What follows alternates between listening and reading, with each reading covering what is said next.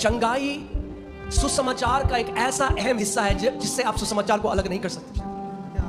Healing is a part of the gospel that cannot be separated from the gospel. आज कई लोग कहते हैं कि ये चंगाई चंगाई करते हैं और ये मेन चीज से डिस्ट्रैक्ट कर रहे हैं आपको। Today many people say they are talking about healing and they're distracting you from the main thing. Healing is not the distraction from gospel. Healing is the demonstration of the gospel. चंगाई सुसमाचार से ध्यान भटकाना नहीं है, लेकिन चंगाई सुसमाचार का प्रकटीकरण, उसका सबूत देना है। Jesus did not say go into all the world, preach the gospel and prophesy, and he said go into all the world, preach the gospel and heal the sick. यीशु ने ये नहीं कहा जाओ दुनिया भर में सुसमाचार प्रचार करो, भविष्यवाणी करो। उसने कहा जाओ दुनिया भर में सुसमाचार प्रचार करो और बीमारों को चंगा करो। Amen. It's a command. ये आदेश है, It's not an option. चुनाव नहीं है।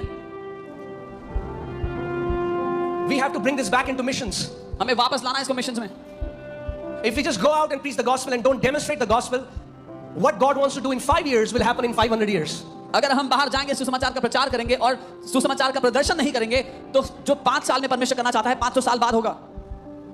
कितने लोग मेरी बात समझ रहे हैं? क्यों यीशु ने आज्ञा दी जगत के छोर तक जाओ, सुसमाचार प्रचार करो, बीमारों को चंगा करो, दुष्ट आत्माओं को निकालो? क्यों? क्योंकि ये उसका हृदय है।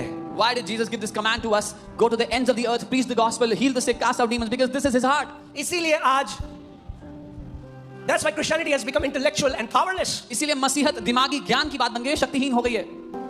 Apostles केवल कथा नहीं सुनाते यीशु मसीह की, वो प्रमाण दे रहे थे कि यीशु जीवित परमेश्वर है। Apostles were not just telling the story of Jesus, they were demonstrating with proof that Jesus is still alive. अभी आपके सामने जब लोग चंगे होंगे तो आपको वो प्रमाण देगा मैं जीवित परमेश्वर हूँ और तुम्हारे बीच में चलता फिरता हूँ। When people will be healed in front of you, he will give you the proof that he is the living God and he walks among you.